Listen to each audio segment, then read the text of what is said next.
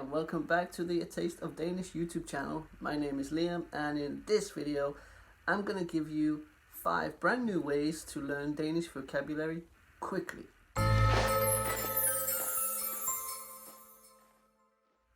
Tip number 1, vocabulary lists. You've gotta be proactive, and I would say that you can, for example, make lists with verbs, and make lists with nouns, etc, etc, etc.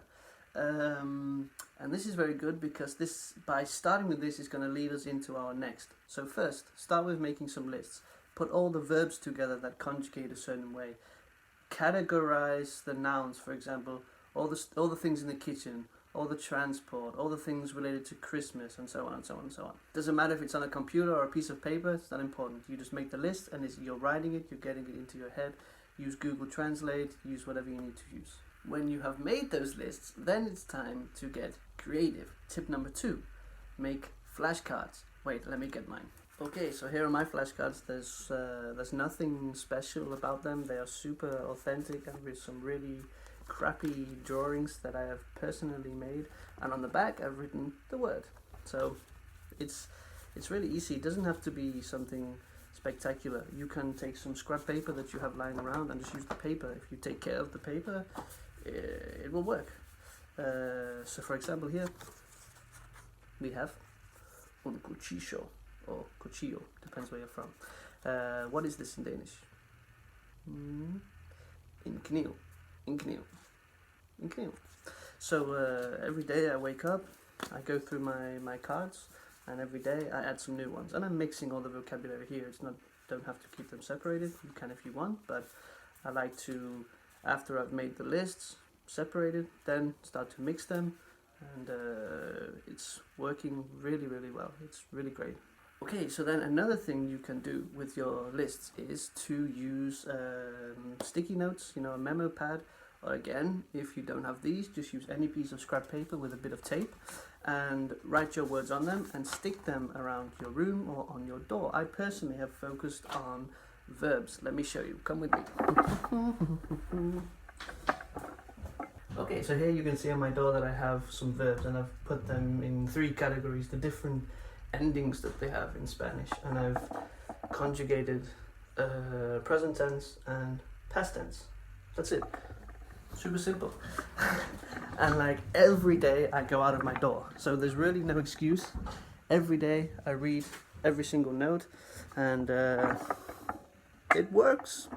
Okay, tip number 4 is to focus on sentences, phrases and idioms. So you saw my sticky notes on the door with the verbs. There's also underneath a row of just common phrases, things I hear that are fun, that you can just throw out at the perfect opportunity. For example, I learned one the other day that was like, I'm lost for words, and I was so happy when it came up in conversation with friends that I could use it, and I was like, me quedé sin palabras, and they were like, whoa, so impressed.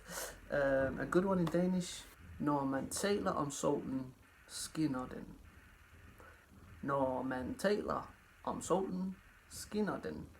When you talk about the sun, it shines. In English you say speak of the devil. When you're talking about somebody and then they show up. You're talking about something and then it happens. Yeah, it's just one example you can use. Focus on this kind of thing, and focus on just simple everyday sentences that you can use right away, because that will, it's easier to focus on sentences than individual words. Although we have to do both, if you can take your vocabulary and learn a phrase with that vocabulary, you're kind of hitting 2 flies with 1 smack, as you say in Danish. 2 fluer med et smæk.